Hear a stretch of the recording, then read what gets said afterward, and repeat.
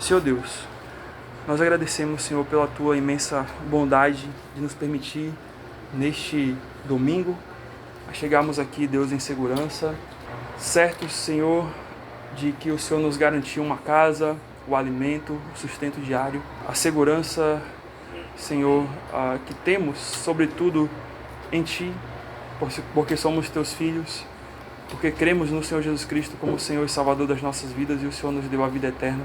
Então nós somos gratos a Ti, Deus, porque o Senhor nos permitiu tantas inúmeras bênçãos, e a principal delas que é a vida eterna, como já mencionamos. E através desse estudo que vamos meditar hoje, que o Senhor possa trazer renovo ao nosso coração, possa mexer, talvez com áreas ou coisas que ainda precisamos de mudança. Que o Senhor possa nos levar a uma vida, Deus, realmente em equilíbrio. Porque é isso que precisamos, é isso que nos tornará completos, é isso que tornará o nosso coração pronto, completo, para viver a vida que o Senhor nos chama como servos do Senhor, que é uma vida abundante. Então seja com a Tua igreja, Deus, nesse instante, nos ajuda nesse sentido, em nome do Senhor Jesus. Amém. Uma igreja viva estabelece a construção da vida particular e em comunidade equilibrada. O princípio aqui é do equilíbrio. Pode passar, Mateus. Paul Tripp, ele vai dizer o seguinte, que o mundo em que vivemos está triste e dramaticamente desequilibrado. Você concorda com isso? Tá tudo mil maravilhas esse mundo, né? Maravilhoso. O Brasil ainda mais, né? Tá tudo certo, né? Pela cara de vocês já dá pra ver que a vida tá desequilibrada, né? Que o mundo tá desequilibrado. Então o mundo como Deus o criou foi projetado para viver em equilíbrio perfeito. Certo? O mundo que Deus criou, ele foi projetado para isso. Mas esse mundo como nós encontramos hoje, ele infelizmente mudou. E aí a gente vai falar daqui a pouquinho, a gente vai refrisar o que nós falamos ali no domingo anterior, né? Sobre isso. O que levou a essa mudança? E aí, quando lá em Gênesis 1:31, Deus cria o mundo, né? Ele faz toda a criação. Ele olha para a sua criação, ele diz o quê? E viu Deus que era tudo muito bom. E a palavra bom ali no hebraico é a palavra tov, né? A palavra tov. Essa palavra tov no hebraico significa não somente bom. A nossa língua portuguesa, ela tem é muito simples em alguns aspectos, ainda mais quando a gente está comparando a nossa língua com a língua do Oriente, né? E a palavra tov, a palavra no hebraico, ela não significa só bom. Porque quando a gente fala bom, né? A palavra bom, existe algo no português que seja melhor do que bom? Sim, maravilhoso, né? Excepcional, temos outras palavras, certo? Espetacular, né? Então a gente sempre fala assim, é bom, mas podia ser melhor, né? Excelente, né? Por aí vai. E a palavra tov, que é a palavra que foi traduzida por bom em Gênesis 1:31, é a palavra, nós temos esses significados aqui: agradável, excelente, rico, valioso em estima, próspero, benigno, benéfico, precioso, recompensador.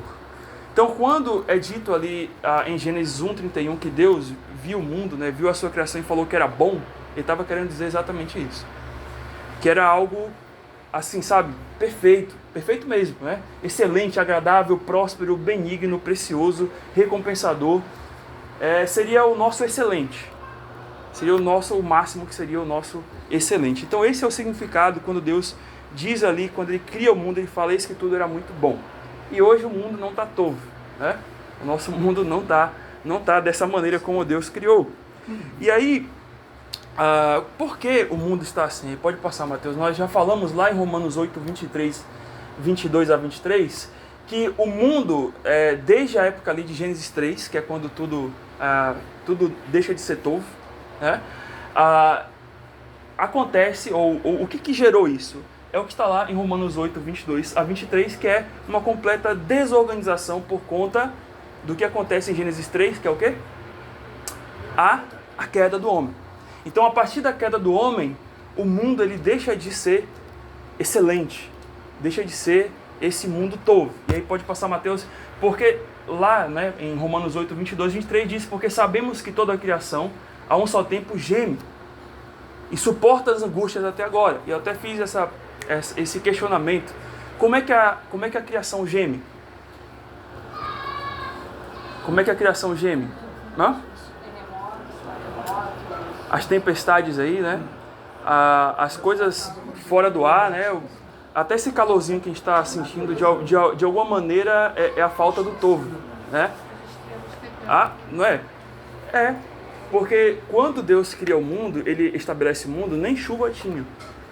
Era um orvalho que regava a terra, né? A gente vai ver a chuva depois.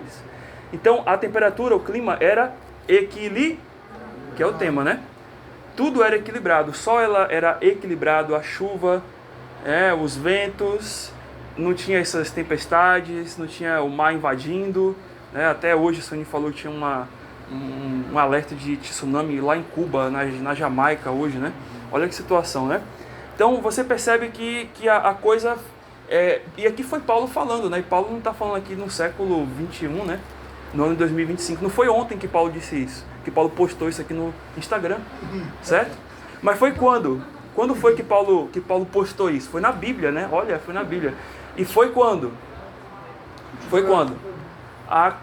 Em torno de quase 2000 anos. E lá na época de Paulo, a criação gemia por conta do estrago do pecado. E ele fala, e não somente ela, não somente a criação, mas também nós, que temos as primícias do Espírito, aqueles que são salvos em Jesus Cristo, igualmente gememos em nosso íntimo, aguardando a adoção de filhos e a redenção do nosso corpo. E a pergunta é, se você como um crente não espera pela vinda do Senhor, não almeja, não vê isso como algo precioso e maravilhoso, tem um problema na sua vida. Porque você está querendo viver num mundo que não é mais tovo e achando que esse mundo pode te dar alguma coisa que nunca vai te dar. E o contrário é que, na verdade, os filhos de Deus, eles aguardam a adoção de filhos. Eles aguardam esse momento em que, de fato, seremos recebidos na glória do Senhor para um novo mundo, para um novo céu e uma nova terra que se encontra lá em Apocalipse 22 e 23, aliás, 21 e 22, ok? Que, de fato, vai ser Tov de novo. Ok? Então é isso que Paulo está falando. Então o que causa isso daqui é o que está lá em Gênesis 3, que é a queda do homem. Mas pode passar por conta então dessa desorganização que o mundo vive por causa do pecado, a gente enfrenta esses efeitos desse desequilíbrio. E a pergunta aqui é, o que é equilíbrio? O que é equilíbrio? Alguém sabe? O que é equilíbrio? Equilíbrio é isso aqui, ó. É isso aí? Equilíbrio é o que o palhaço faz no balabare lá, aquele pessoal de circo, né? É isso que é equilíbrio? Tem a ver, certo? Equilíbrio é tudo no seu devido lugar, fazendo o que foi destinado para fazer. É isso que é equilíbrio. Quando Deus cria o mundo, Deus não cria o mar com uma finalidade? O mar foi feito para invadir a terra? Não? Quando Deus cria a terra, né? A terra foi feita para ser aberta no meio, engolir todo mundo, criar fendas e... Ela foi feita com um propósito, né? Para que dela fosse germinada, né? As plantas, né? As coisas da criação, as árvores e por aí vai. Então, pensa em tudo. E também você. Os peixes foram feitos para o mar, né? As aves foram feitas para os céus, ok? E os animais terrestres para viver na terra. E o homem foi feito para quê? Glorificar a Deus. Muito bem. Ele foi feito como a principal obra da criação de Deus. A ninguém foi dito assim, eu farei as aves do céu à minha imagem, ou os peixes das águas, né, à minha imagem.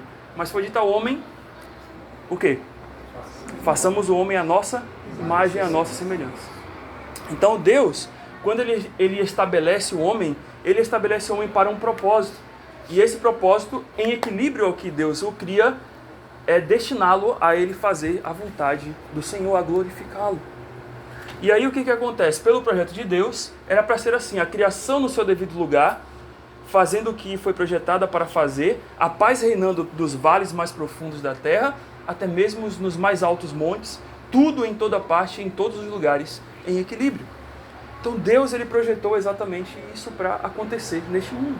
E não seria monótono, né? Pastor, isso seria muito chato, né? Não ia ter problema. Ué, mas com os teus problemas tu já está achando chato? Está achando difícil? Aí quer ficar sem problema, né? Então não, seria perfeito. A gente não precisaria, nós não teríamos falta de nada. Seria uma alegria completa, infinda. Imagine se não existisse o pecado e todo dia Deus passasse sobre sua criação, como foi com Adão e Eva, para poder bater um papo, para poder conversar, para poder se relacionar. Mas o pecado, o que nos causa hoje? Essa separação é o que falta no seu coração. E quando tem esse buraco no seu coração, esse vazio de que você vai buscar em todos os cantos e nunca acha, é porque é Deus, que só Ele pode completar. Por isso que você não está em equilíbrio, ou nós não estamos em equilíbrio neste mundo, ok? E constantemente precisamos voltar para Deus. Então, a Bíblia nos apresenta uma palavra para equilíbrio, que a gente conhece, mas talvez a gente não tenha aprofundado ainda o entendimento, que é a palavra Shalom. Quando a gente escuta a palavra Shalom, você pensa em quê? Na palavra, o sentido dela é paz, certo? A gente falou isso. Só que Shalom tem um significado muito maior além de paz. E aí quando a gente olha lá no hebraico, a gente vai ver que Shalom é paz, mas só que é também completude, bem-estar, segurança, solidez, saúde, prosperidade, sossego, tranquilidade, contentamento e equilíbrio. E é muito simples de entender isso. Vamos lá. Quando você... Volta lá. Quando você está com bem-estar, você está inseguro ou em paz? Certo? Quando tudo está seguro na sua vida, você sente paz ou medo? Quando tudo está firme e sólido, você não vive uma vida volátil, né? Altos e baixos, você está em paz ou você está inseguro do que pode acontecer? Em paz. Quando a sua saúde está boa, você está em paz? Vai perder a saúde para ver o que acontece. A primeira coisa que perde é a sua? Ok? Prosperidade, a mesma coisa. Quando tudo está bem, você sente paz. Quando tudo está indo no devido lugar da sua vida, né? Financeira, talvez o seu trabalho, a profissão, os seus estudos, está prosperando, você está em paz. O contrário não. O sossego é a própria paz, a tranquilidade também, o contentamento. Muitas vezes a gente pode viver contente, quer dizer, o mundo à nossa volta estourando, né, problemas na nossa vida, mas o contentamento em Deus, isso nos dá o que? A condição de estarmos em paz. Então a questão aqui que o Paul Tripp ele quer nos dizer é que a palavra equilíbrio é a mesma coisa que a palavra paz. Porque se as coisas estão em equilíbrio em nossa vida, elas estarão em paz, porque Deus projetou isso. Deus projetou o mundo para viver em paz com Ele, em paz com tudo. Quando Deus projeta o mundo, o leão iria comer o carneiro, a ovelha, como nos dias de hoje, quando a gente olha por aí as filmagens da África lá, né, dos leões lá. Não, por quê? Porque Deus projetou de alguma maneira um mundo em que não existisse a morte, a degradação, a corrupção do nosso corpo. E esse é um dos efeitos. A morte é consequência dos nossos pecados. O animal matando um outro lá, não era para acontecer isso. Porque Deus criou tudo no seu perfeito lugar. Então, passando, Mateus, o nosso coração luta, então, para manter as coisas no lugar certo. Porque você sabe que as coisas estão erradas. Você sabe que as coisas estão fora do lugar. E você não vai assim, pastor, eu gosto de viver mesmo na bagunça, que eu amo isso. Ninguém aqui em sã consciência vai dizer isso. Só quem é doido. Mas você não é doido e nem doida. Você quer viver com uma vida em equilíbrio, certo? Não é isso?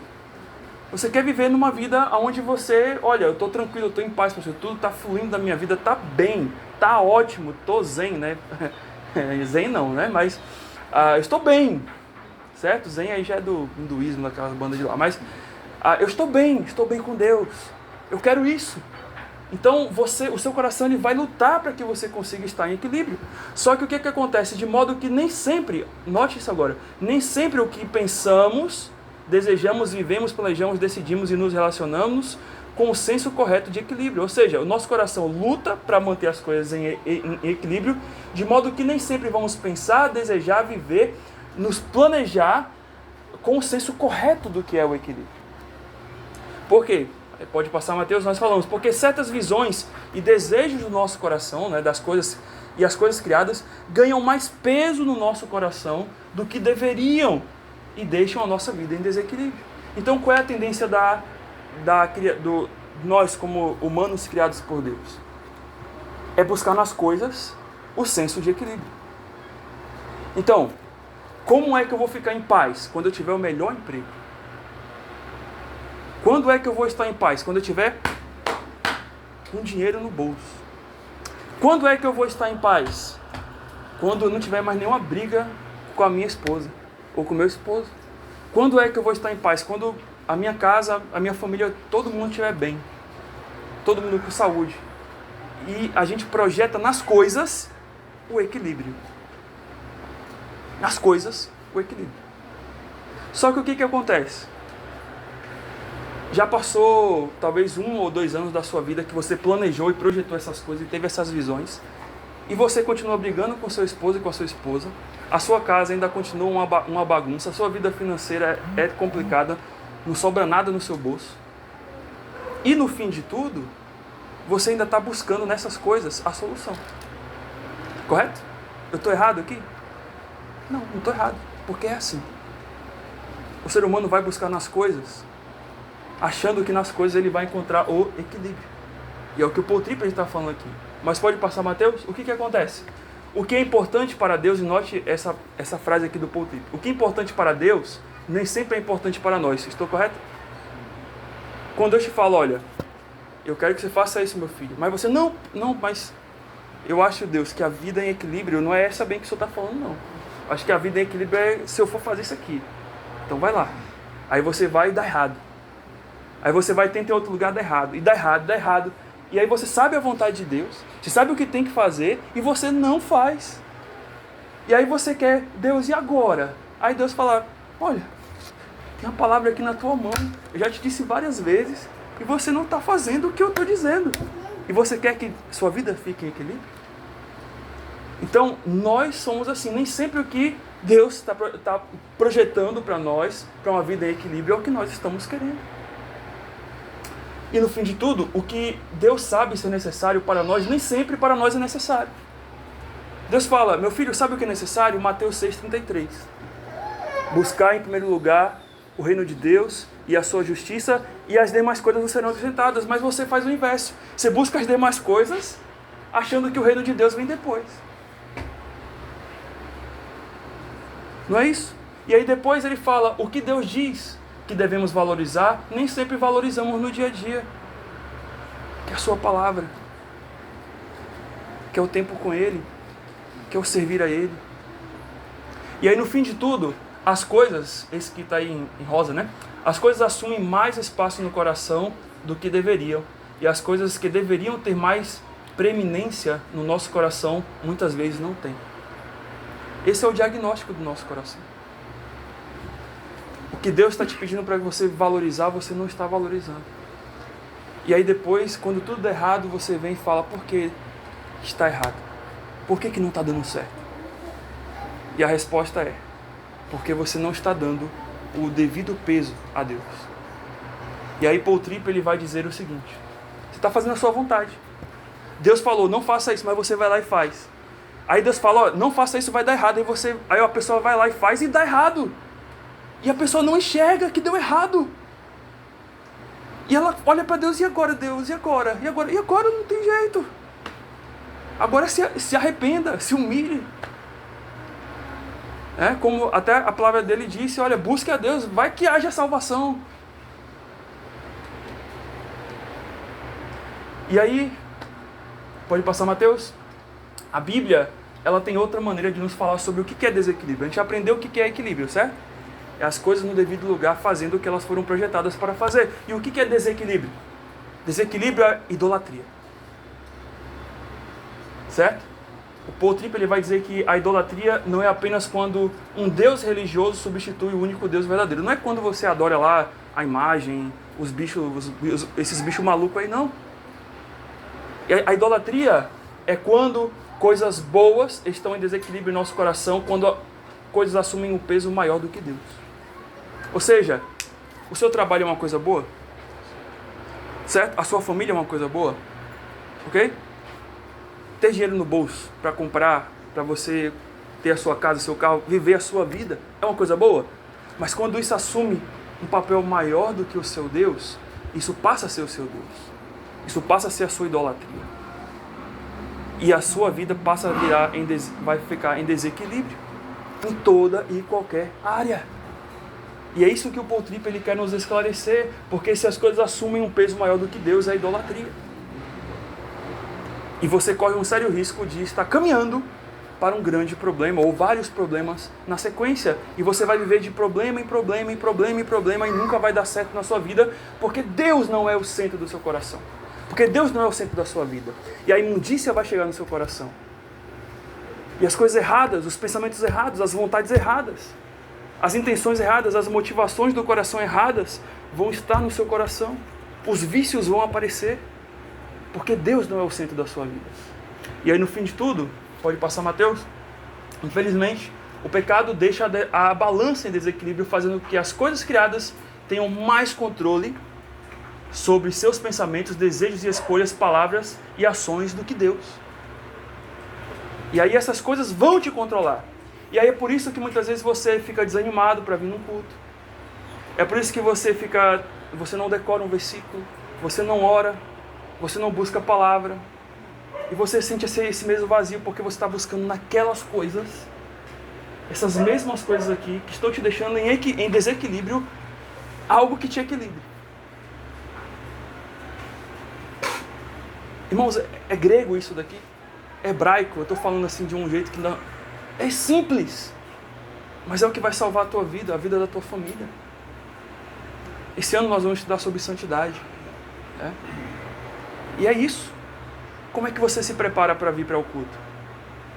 Como é que é a tua preparação? Como é que você vem à casa de Deus? Depois de ver um monte de porcaria na internet, aí você vem para a casa de Deus, né? A casa aqui dos irmãos, né? A casa de Deus. Né? Você vem para cá para... Como? Se o teu coração está cheio de imundície. Você nem perdão a Deus pelos teus pecados para você chegar aqui hoje um coração aberto e disposto, você pediu. Isso prova um coração em desequilíbrio, como nós vamos ver, pode passar. Uma vez que somos dominados e controlados por essas coisas, que tornam a nossa vida ainda mais desequilibrada, sem olhar para Deus e a sua palavra, que nos chama para uma vida em equilíbrio, tendemos a trazer o desequilíbrio das nossas vidas para por isso que a igreja é fraca. Você entendeu? É por isso que a igreja às vezes não tem ânimo, não tem vigor. Pastor, é tudo difícil. Pastor, eu não consigo. Pastor, eu não sei meu dom. Pastor, eu não consigo fazer isso. Pastor, eu não consigo dirigir um culto. Pastor, está difícil hoje, novo na igreja hoje. Está muito sol, está muita chuva. Está muito isso, está caindo canivete, pastor. Está caindo algodão doce, pastor, mas não vou na igreja. É?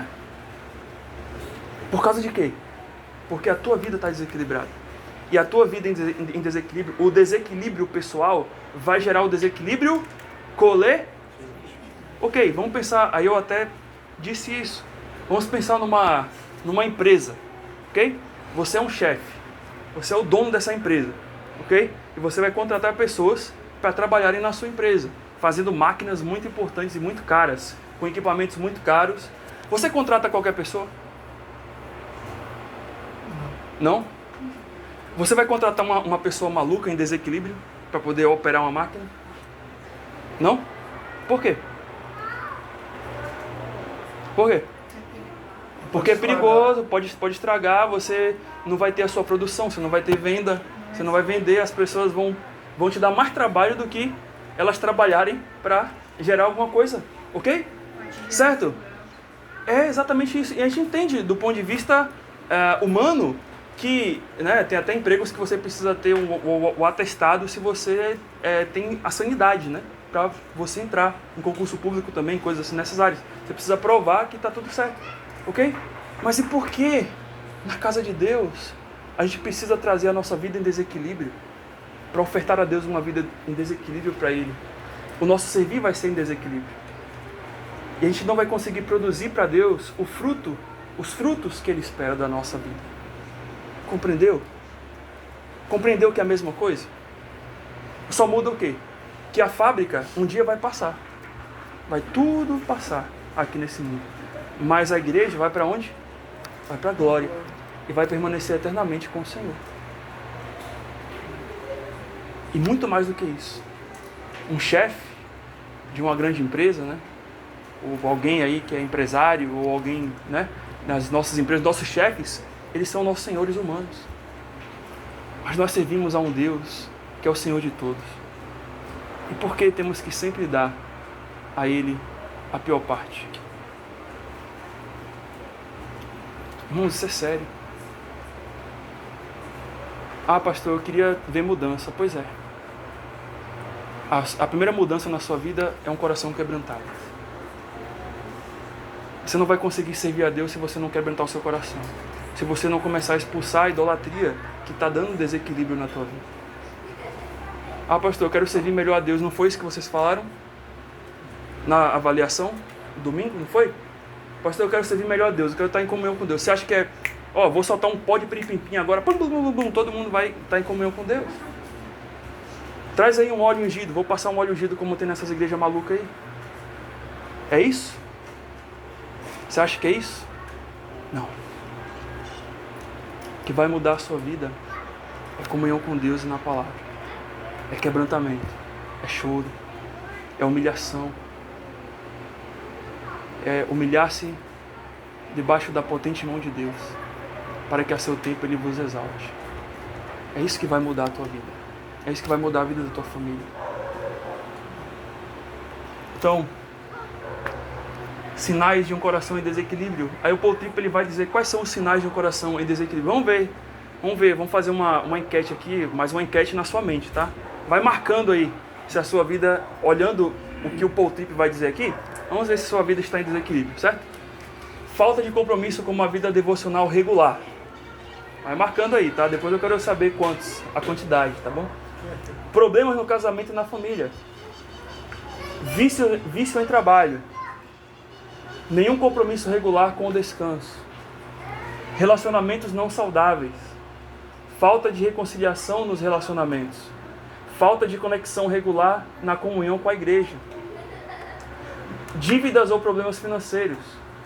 Comunicação, né, ou mente imoral, né? Impureza, né, imoral. Raiva ou sentimentos odiosos. Desânimo, depressão e exaustão. Saúde física precária. Resistência à crítica amorosa e aos cuidados espirituais. Hábitos dominadores ou controladores, que seria vícios. E aí? Deu 14? Olha, uma irmã teve coragem ali. Se você perceber, de alguma forma ou de outra, você olha para a sua vida, você vai ver exatamente isso. Certo? Não sou eu que estou dizendo, mas alguém que estudou, né? O Paul Tripp, ele olhou e falou, não, isso aqui é uma vida em desequilíbrio. Certo? Se você tiver uma coisa dessas aqui fora do lugar, e talvez se você é a primeira, né? A falta de relacionamento com Deus, todas as outras estão fadadas a ficar em desequilíbrio. Então, de uma maneira ou de outra, a gente percebe que esses sinais, eles são sinais que vão só gerando mais sinais em nossa vida. A gente poderia pontuar até um 15º, 16º. A coisa só escalona, nunca regride, se a gente mantém dessa maneira. Mas, pode passar, Mateus, uma igreja espiritualmente saudável, vamos falar de coisa boa, né? Agora, né? Uma igreja espiritualmente saudável considera regularmente a questão do equilíbrio na sua vida e nos seus componentes. Então, uma igreja que é saudável, ela está conectada com Deus, em primeiro lugar. Particularmente com Deus. Seus membros estão conectados com Deus. No seu culto a Deus, cada um que está em equilíbrio se dedica a Deus, se entrega a Deus, antes de entregar alguma coisa para Deus. Certo? E depois, com uma vida equilibrada, ou uma vida equilibrada é uma vida que vai ser centrada na vontade e na palavra de Deus. Ou seja, essa entrega a Deus vai fazer com que eu e você entendamos a vontade de Deus. E aí você não fala assim, pastor, eu estou procurando a vontade de Deus na minha vida, eu não achei a vontade de Deus na minha vida. Eu até coloquei uma frase esses dias do Macarpo lá no grupo da igreja, né? Pastor, eu não achei a vontade de Deus, como se a vontade de Deus fosse um mistério. Fosse uma coisa assim que Deus vai vir do céu e vai mandar um anjo, olha, a vontade de Deus para a sua vida, né? É isso. A vontade de Deus está aqui, ó, na sua palavra. Mas a questão é, pastor, mas não tenho vontade. Então trabalha na vontade de ler a palavra para você descobrir a vontade de Deus. Ah, pastor, mas é difícil, pastor, eu sei. Isso se chama pecado, sabia? Chama-se a tua carne. Gálatas 5, o que diz Gálatas 5? A carne e o espírito são opostos, para que não façam o que a carne não quer que o espírito, aquilo que o espírito quer, e o espírito não quer o que a carne quer. É uma luta. A vida cristã é isso. Mas quando você, como diz em Jeremias, buscar-me-eis e me achareis quando eu me buscar de todo o corpo, quando você encontra Deus, quando você está perto de Deus, isso muda o seu coração, isso muda a sua vida.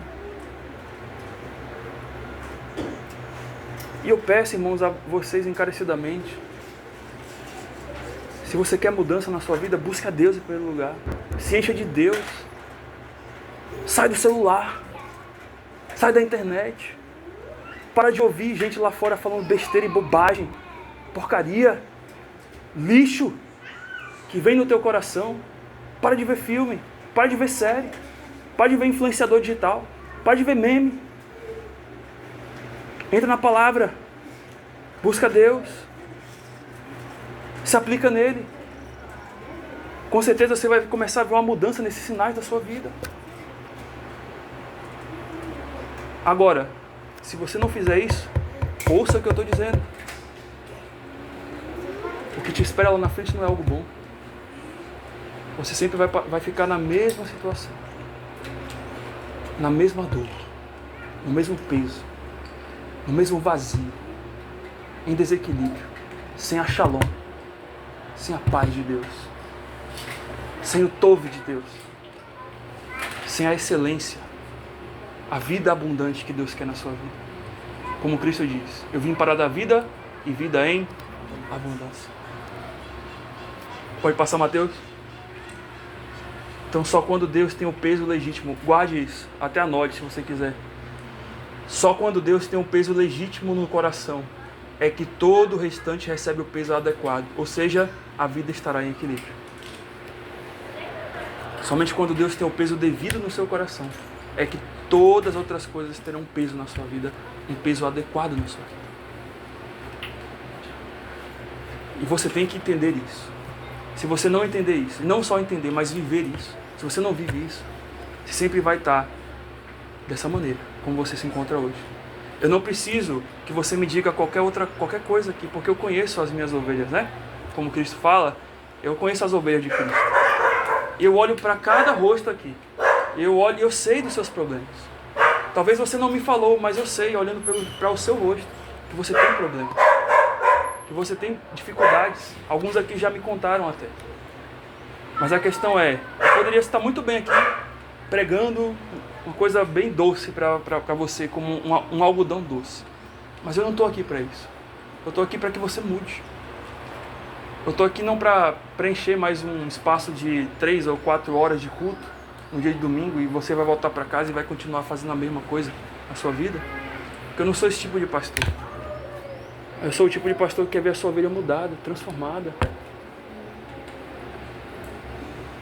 E não somente, não pense que não é o pastor Mateus que quer isso, mas é Deus que quer isso na sua vida. Você crê que eu estou aqui como pastor enviado de Deus? Então, se você crê, é isso que você precisa fazer. Dê o peso legítimo a Deus no seu coração. Pode passar, Mateus? E aí a pergunta é, como é um coração em equilíbrio? Como a hora já está avançando, como é um coração em equilíbrio? Eu queria apresentar pelo menos 3. Tem 12. Mas eu gostaria de apresentar pelo menos 3.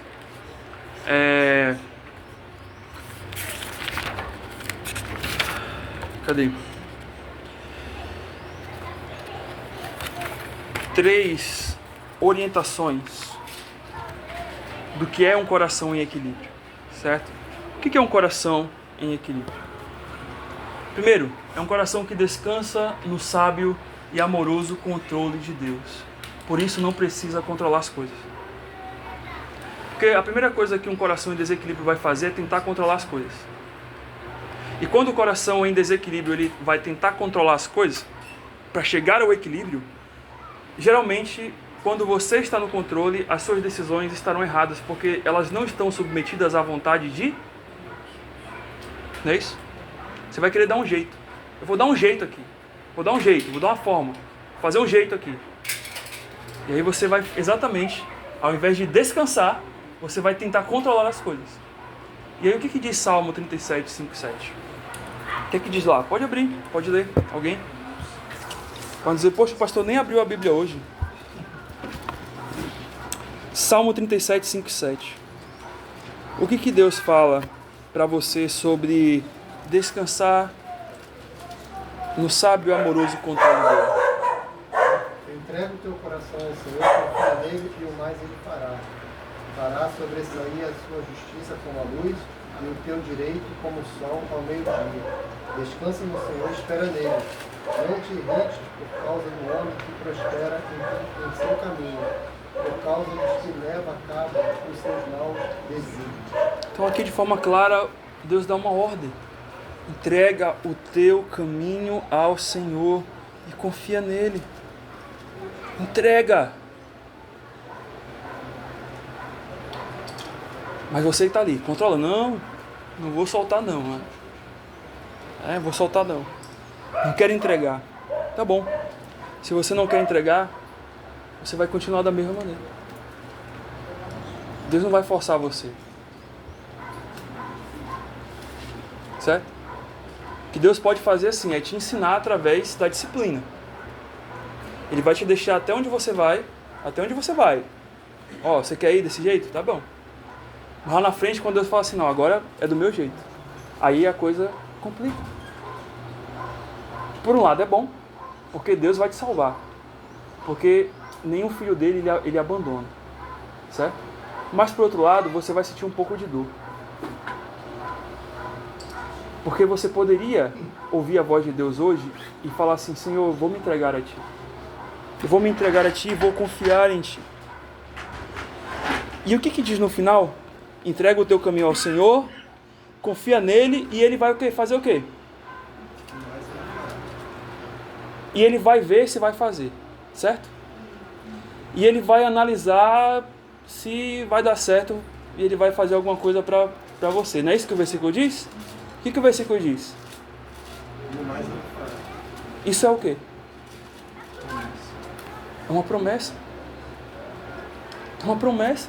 Você não está percebendo que é uma promessa? Deus não fala assim, olha, eu vou ver, é uma possibilidade. Ele está afirmando. Ele está dizendo, eu vou fazer.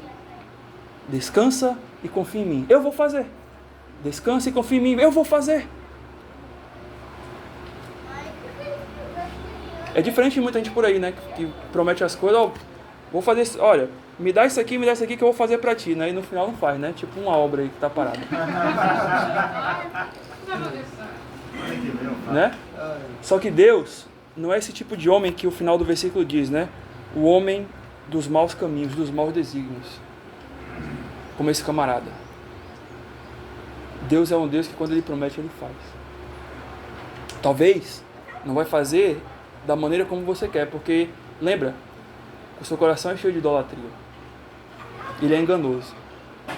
E, no final de tudo, às vezes você vai querer uma coisa que Deus sabe que o final vai dar caminho de morte, como está em Provérbios, né? Mas o que Deus vai fazer é a vontade dele na sua vida. Você não quer que Deus faça a vontade dele na sua vida? Então entrega. Confia. Provérbios 3, 5 a 8. O que nós lemos ali?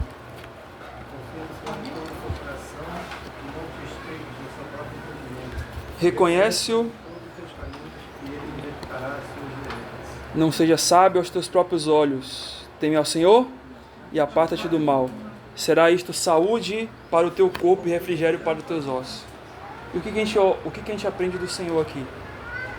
A mesma coisa, confia no Senhor. Não se apoie, né? Não te estribes, né? O estribo é uma ideia de um apoio, né? Não se apoie no teu próprio entendimento. Ele reconhece-o, veja, coloque ele em teus caminhos, reconhece a presença dele no teu caminho, coloca ele na posição de alguém que vai te liderar. E ele vai fazer o quê? E ele vai endireitar as tuas veredas. São promessas. É promessa, ele vai endireitar. Não seja sábio aos teus próprios olhos, teme ao Senhor e aparta-te do mal. E há uma promessa, e o que? Será saúde para o teu corpo e refrigério para os teus ossos. Ou seja, até a tua vida, né? A tua saúde física é mudada. Ah, pastor, eu estou com dor de cabeça, estou com dor no peito, vou morrer.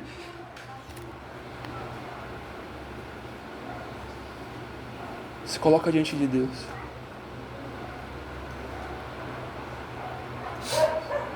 O teu ídolo que está te levando para te sacrificar. É o teu próprio ídolo do teu coração que está te levando para o sacrifício. Quanto Deus, Ele não vai sacrificar você. Ele vai te levar a uma vida que você tem saúde no seu corpo e refrigério nos teus ossos. Ele vai endireitar as tuas veredas. Segundo, tem fé. Uma vida em equilíbrio é uma vida que tem fé nas promessas do Evangelho. Isso reduz o temor e a ansiedade do coração. Filipenses 4, 6-9, nós conhecemos esse versículo. Diz, não andeis ansiosos de coisa alguma. Em tudo, porém, sejam conhecidas diante de Deus as vossas petições, pela oração e pela súplica, com ações de graças. E a paz de Deus, que excede todo o entendimento, guardará o vosso coração e a vossa mente em Cristo Jesus. Finalmente, irmãos, tudo que é verdadeiro, tudo que é respeitável, tudo que é justo, tudo que é puro, tudo que é amável, tudo que é de boa fama, se alguma virtude, se algum louvor existe, seja isso que ocupe o vosso pensamento. E o que aprendestes e recebestes e ouvistes em mim, isto praticai, e o Deus da paz será com... O Deus do Shalom vai ser convosco.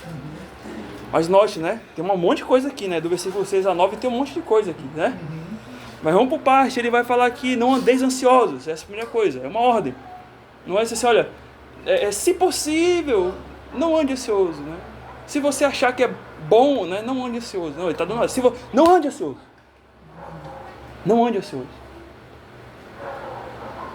Mas faça Deus conhecer a sua ansiedade. Faça Deus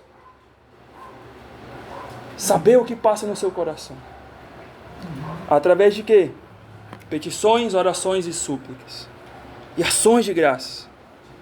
Ou seja, orar a Deus, interceder a Deus, busque a Deus. Ai, pastor, eu estou ansioso. Vai orar. É o que a palavra está dizendo.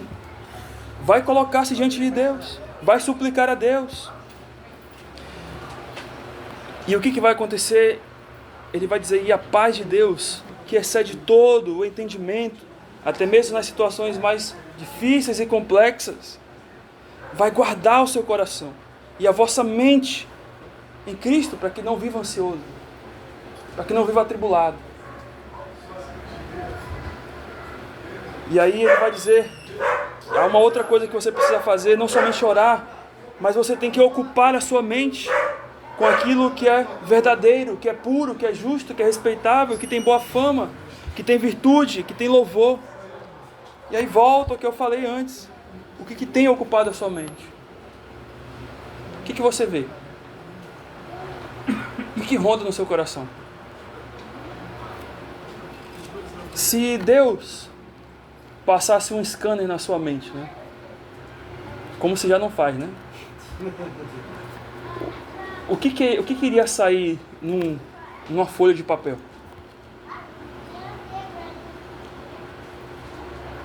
Já viu aquela série, né, científica do futuro, né, que a pessoa coloca um negócio na mente, aí lê a mente do outro e sai uma folha de papel escrito tudo que a pessoa está pensando, né?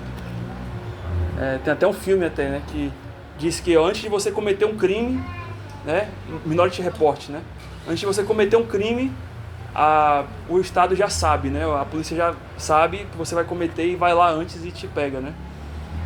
Imagine se isso acontecesse conosco e Deus, né? Claro, Deus sabe a nossa intenção. Mas o que Deus está lendo no seu coração, na sua mente? Será que é algo respeitável, algo amável? Que passa na sua mente é algo puro? É algo que tem louvor? É algo que tem boa fama? É algo respeitável? É verdade? É verdadeiro? Então, irmãos, você tem que crer nas promessas do Evangelho.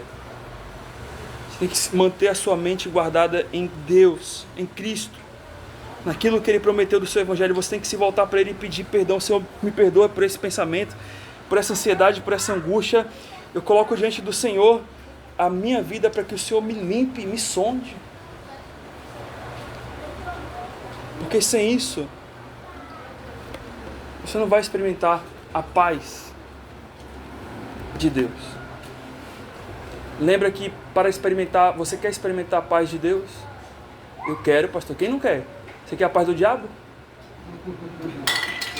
Óbvio, né? Você quer a paz de Deus? Eu quero.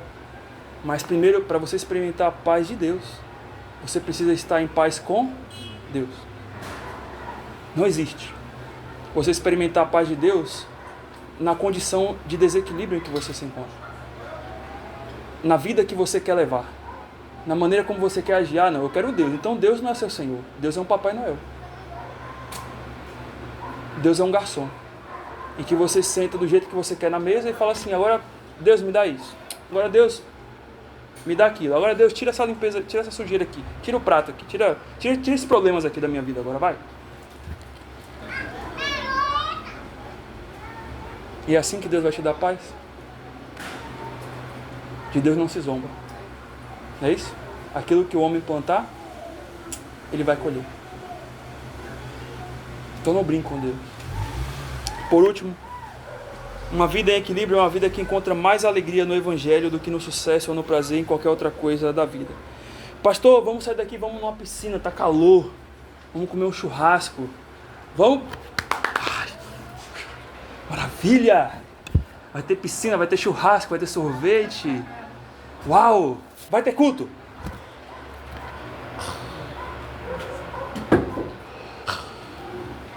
Deixa pra amanhã. Você entendeu?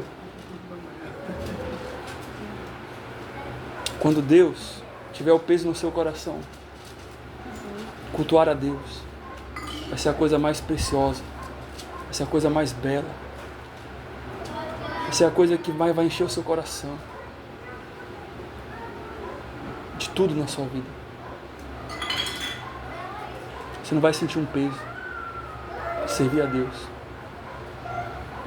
Você não vai sentir um peso de estar sentado e ouvindo um sermão. Você não vai sentir um peso. Porque vai ser alegria. Porque as promessas do Evangelho, a alegria que o Evangelho te dá, vai ser aquilo que vai te dar mais sucesso e prazer. Vai te dar ânimo.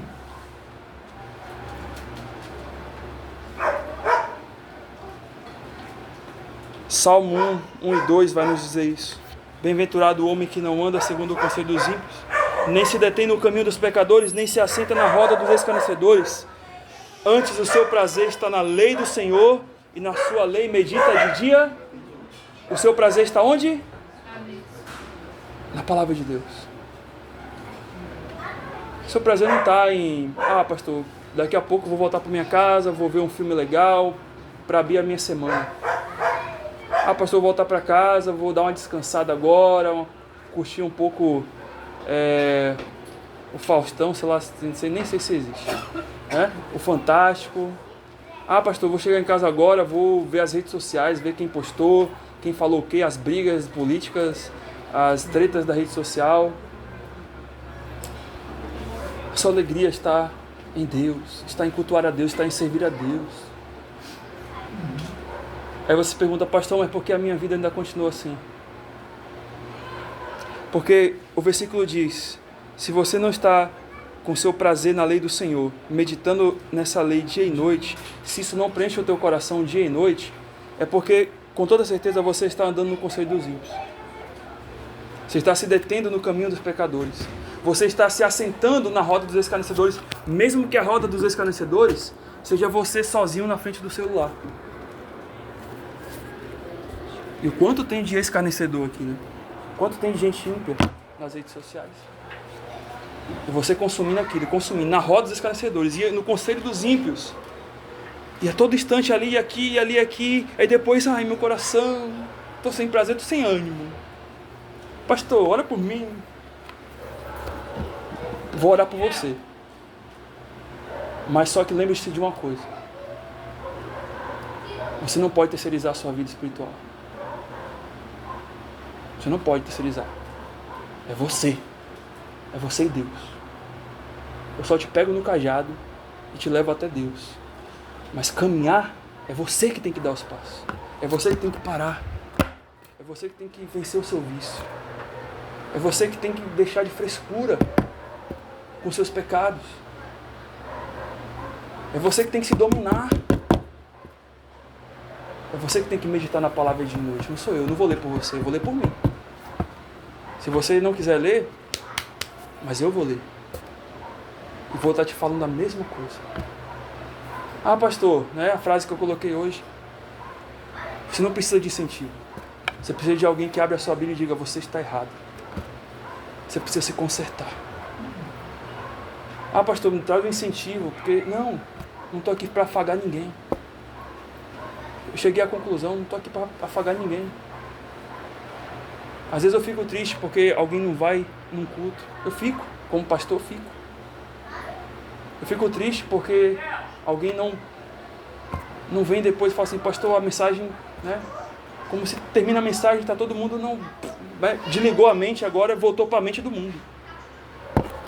Eu fico triste quando eu vejo que você na sua vida não tem mudado. Eu fico triste como um pastor, mas só que eu aprendi uma coisa. Que eu não posso mudar você. Eu não vou mudar você. Eu só vou te dar as ferramentas. E vou te falar com palavras verdadeiras que doem, mas que é com amor. Porque se eu me entristeço com você é porque eu te amo. Não é? Não é isso? Porque tem pastor por aí que não. Já deu o dízimo do mês, está ótimo. Ah, já entregou a sua oferta. Mas o pastor verdadeiro não faz isso. Cristo não faz isso também. Salmo 19, 8 e 10. Os preceitos do Senhor são retos e alegram o coração. O mandamento do Senhor é puro, ilumina os olhos. O temor do Senhor é límpido e permanece para sempre. Os juízos do Senhor são verdadeiros e todos igualmente justos. São mais desejáveis do que o ouro, mais do que muito ouro depurado, e são mais doces do que o mel e o destilado dos favos. E a pergunta é: será que a palavra de Deus tem sido isso na sua vida? Será que você tem amado mais a Deus do que ao ouro? Entenda-se ouro como Pix, né? Entenda-se ouro como salário no fim do mês. Entenda-se ouro como os bens dessa vida. Entenda-se ouro com os luxos, né, dessa vida. Entenda-se ouro com a ostentação, né, que agora tem essa palavra, né, todo mundo quer ostentar. Essas vaidades idiotas e bestas que os homens em toda a vida procuraram fazer e que no final morreram como? Sem nada. Mas a tua verdadeira riqueza está na palavra. A tua verdadeira riqueza está no Espírito Santo que está em você. Porque passarão os céus e a terra, mas as minhas não hão de passar. Não hão de passar. E no fundo, no final de tudo, você vai estar cantando, né? Não sei se lá não sei se é esse hino, mas você vai estar no céu, lindo céu. Um lugar muito melhor, muito superior a essa vida em desequilíbrio que nós vivemos aqui. E Colossenses diz: se você já morreu com Cristo, pensar nas coisas do... Buscar as coisas do... Onde Cristo está lá, está te esperando, está te aguardando. Teu maior tesouro, teu maior prêmio. Por isso, deleite-se na palavra de Deus, deleite-se em conhecer esse Deus que te deu a vida. Deleite-se na palavra de Deus que seus juízos são justos, que é mais doce do que o alimento mais saboroso que você pode comer. É mais doce do que o mel, do que o destilar dos favos, do que espremer dos favos ali e sair aquele puro mel. A palavra de Deus é mais desejável que isso, porque é isso que vai salvar a tua vida. É isso que vai salvar a tua igreja. É isso que vai mudar o seu coração. Faça o que Cristo pede. Ah, pastor, mas o que Cristo pede vai doer. Não importa, mas é a verdade. É o que vai te salvar. Ah, pastor, mas eu tenho que resolver isso, eu tenho que vencer esse pecado. É. Ah, pastor, mas eu tenho que tratar isso com aquela pessoa. Mas é isso que Deus fez com você. Ele desceu dos céus, se fez em forma de homem, né? Tomou forma de homem, foi obediente até a morte de cruz, como está lá em Filipenses 2, e morreu por você, para te dar vida. Você não percebe isso? Você vai levar a vida na hipocrisia.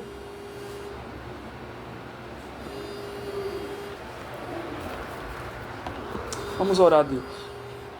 Senhor Deus, o Senhor sabe, Deus, da nossa condição. Sabe do tamanho dos pecados e das lutas que nós passamos, Senhor. O quanto que temos vivido vidas em desequilíbrio. Sabemos, Deus, no mais profundo do nosso coração, que tem coisas que não estão certas. Que tem coisas que estão fora do lugar. Que tem coisas que não é aquilo que o Senhor quer. Primeiro porque aqueles que conhecem a Jesus Cristo como o Senhor e Salvador têm o Espírito Santo em seus corações, que os convencem do pecado, da justiça e do juízo de Deus. E por isso que nós somos constrangidos pelo Espírito, para sairmos de onde nós estamos, dessa vida desequilibrada. Mas também, Senhor, porque sabemos que o mundo à nossa volta está caótico. E sabemos porque o Senhor colocou a eternidade em nosso coração, como está lá em Eclesiastes. E que ninguém aqui quer viver uma vida em que no fim de tudo vai dar em morte. Por isso que nós estamos clamando a Ti. Nos ajuda, Deus. Nos ajuda. Nos ajuda a fazer o certo, a fazer o que o Senhor pede. Nos ajuda, Deus, a colocar o que tiver para fora em nosso coração, para que possamos ser transformados pelo Senhor. Se queremos viver uma vida em equilíbrio particular, mas também uma vida em equilíbrio na igreja, aonde possamos servir a Ti, Deus, seja em qual situação for, seja em qual meio for, seja onde for, aguardando a tão bendita salvação, que logo mais virá, o nosso verdadeiro e o nosso tov, e o nosso shalom, descanso, que está na glória. Nos ajuda, Senhor, que nesse momento em que possamos ceiar agora, seja um momento de consagração, seja um momento de realmente travar batalhas para mudanças em nossa vida. Em nome de Cristo. Amém.